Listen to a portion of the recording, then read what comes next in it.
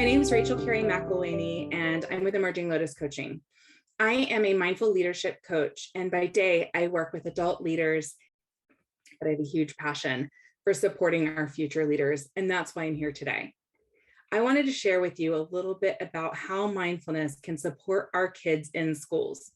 I'm going to share with you what is secular mindfulness, how it has been shown to support our children in the school system, and also offer 3 very easy exercises that I take my students through as they're beginning their journey with mindfulness.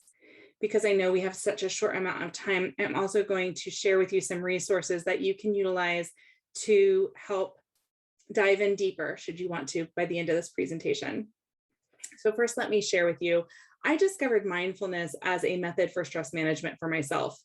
And as I began to see the positive impacts that mindfulness was having for me in that area, I started to notice that my son, who was in kindergarten at the time, was beginning to show signs of being stressed and overstimulated in school.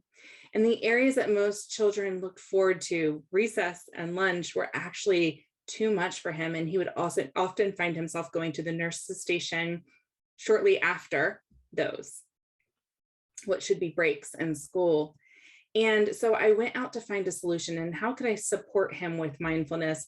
And I found training through Mindful Schools that helped me learn how to support children learning mindfulness from K through 12. What I learned in that process is the impact that mindfulness can have for our kids. It can help support emotional regulation.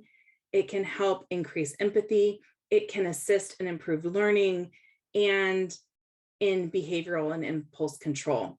I'm going to share with you a little bit more about the results in it, but first let me share with you what is secular mindfulness. Maybe you have been in a situation before where words fell out of your mouth and you said, oops, was that out loud? Or perhaps you said something and later regretted it. What often is happening in those moments is that we are reacting to a stimulus.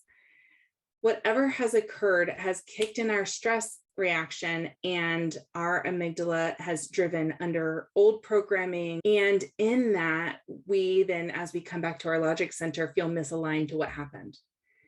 What mindfulness does is it helps us build the muscle for focusing, for being fully present in the moment. So much of our lives is geared towards multitasking. How much can we get done, juggling from one thing to the next? What mindfulness does is it helps us pay attention in such a way that we're able to choose a response as opposed to reacting. When our amygdala jumps in with our stress reaction, it pulls a ton of energy from other parts of our brain in order for it to function and drive. And in that, it's pulling energy away from our ability to find creative solutions. And that's why oftentimes, especially with our kids, when they're under stress, we see them showing up in a way that just seems like it's not them at all. It's because it's not the logical part of them that you've been introduced to some of the time that doesn't align with how you think that they would normally show up. And that's because it's driving from a different center. So mindfulness is like lifting weights. It's like doing bicep curls, but for the part of your brain that allows you to stay focused and present and connected more to that logical and creative solution part of your brain. When we practice mindfulness, we're able to pay attention to our senses, our thoughts, and or emotions. And as we're strengthening it, we find that we're able to increase our ability to focus and to find other solutions and identify the emotions that are helping or pumping through us, and also the emotions that are happening in someone else, thus increasing empathy and the ability to navigate relationships. While neuroscience is still relatively new in studying mindfulness in schools, some of the studies that have already come out have shown that mindfulness can help with better focus and concentration, an increased sense of calm, decreased stress and anxiety, improved impulse control, skillful responses to difficult emotions, increased empathy and understanding others, and development of natural conflict resolution skills. Based on everything we just talked about as far as what mindfulness is, it's easy to see how these might be the outcome. It's great that neuroscience can help back that up. These are 3 easy tools that I use for children of all ages to help them begin their journey with mindfulness. The first one is breathing. We have these really awesome sensors at the base of our lungs that when we fill our lungs fully, it trips the system and it sends a message to the brain that we're not under stress. We're not anxious. We're actually calm. We've got this. Flip the cycle over to the calm space, please. And it works.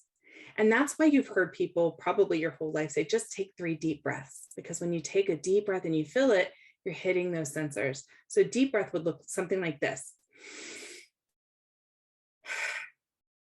That's a nice deep breath. As you do more breathing and you're focusing on more breathing during your mindfulness practice, it's helpful to have an anchor to help your brain stay focused. One common misconception in mindfulness is that you're going to make your brain stop coming up with thoughts. That's impossible. Our brain is a thought machine. That's its job. Our hope is to slow it down a little bit. It's like the difference between you when you are in a brainstorming session at work versus when you are sitting on the beach just enjoying the waves coming in. You're still having thoughts, but the speed in which they're hitting are probably a little bit different.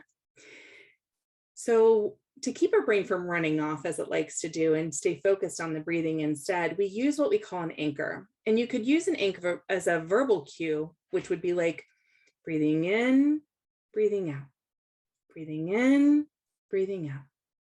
Or it might be connecting to the body and the way that the body is impacted by the breath that keeps you more focused here. And so there's a couple places where you notice breath moving through your body. One is your chest and one is your belly. So you could take your hand and place it on your chest or place it on your belly. And as you take those deep breaths, notice how your hand is rising and falling. One other tool that I use is the power of sound. While I use a singing bowl that I can hit and it rings and it kind of slowly fades out in sound, it's not necessary. You could also use a bell or a xylophone or anything else like that that happens, but you can also use natural sound that's around you. If I'm using something like the singing bowl, I will invite the students to raise their hand when they're done hearing the sound. Now, it's expected that everybody's going to raise their hand at different points because sound is moving differently for everybody. We all have different abilities. But what's important is that they're hyper-focused on the sound. That's what they're focused in on. That's giving their brain something to hold on to, and that's powerful. If you don't have a bell or a bowl or whatever, don't worry. We have sound happening around us all the time. So what we can do instead is invite them to notice the sounds that are around them for a certain period of time, maybe 10 breaths. And then when we come back into the room, we can have a discussion about, well, what was it that you heard? And maybe it's the humming of the computer or children playing outside or birds or dogs or whatever it is that they might have picked up and heard in that moment. But then we're all just kind of sharing and reflecting. These are the things that I heard. But the key was that we were so mindful and so focused. It helped exercise that part of the brain. To show you what this looks like, I would like to invite you to walk through a mindful exercise with me using these 3 different tools. The first thing that we do when we step into a mindful practice is to find our mindful body. So if we're sitting in a chair, we would have our feet flat on the floor, or we might sit crisscross applesauce if we're sitting on the floor. From there, we make sure that we adjust ourselves so that our spine is straight. It's almost like a string just pulled us upright. This is important for several reasons, but the most powerful reason is you're not going to fall asleep. The next thing that I do is I invite them to drop their shoulders because it's so natural for us to be like this most of the day. So we drop our shoulders and we relax, and then we put our hands on our lap, or they can be folded together. It doesn't matter. And then I invite them to close their eyes or look gently down at the floor, and then we begin. So if you would, I'd invite you to find your mindful body, put your feet flat on the floor or crisscross your legs, and put your spine straight, drop your shoulders and relax. And then if you would be interested to close your eyes or gently look down at the floor, we'll begin with 3 deep breaths. Make sure to fill your lungs fully.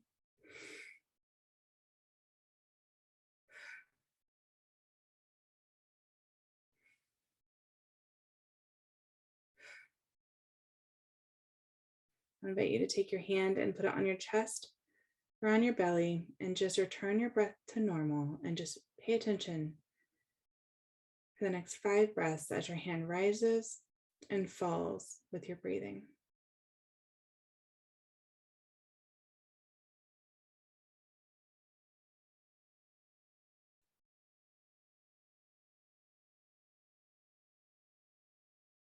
And now you can keep your hand there, but I want you to tune into the sounds that are around you. Keep breathing for 3 more breaths and notice the sounds.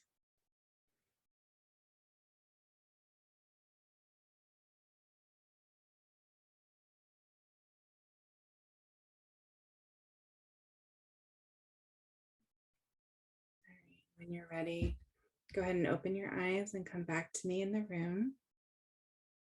I do have this further reading slide that I'm going to have printed out in a PDF for you so that you can have that, which offers some different tools for kids or teens. This book here, Brainstorm by Daniel Siegel, is an amazing book, but I think it's really more for the adult to read and understand the journey that's happening with the child and the child's brain development at that time, how neuroscience is impacted by mindfulness for them at those ages. And also, I thought about if I was a teen, I probably wouldn't read a book on mindfulness, but check out some videos on YouTube. Also, I did a free video series at the beginning of the pandemic that I would love to share with you guys if you're interested in kind of getting into those practices a little bit more. They were geared a little bit more towards the elementary school age, but they're practices that can be done by everyone. And that website here, if you go to that and click in, we'll get you the link. And also, I do a lot of workshops with Crofton Yoga.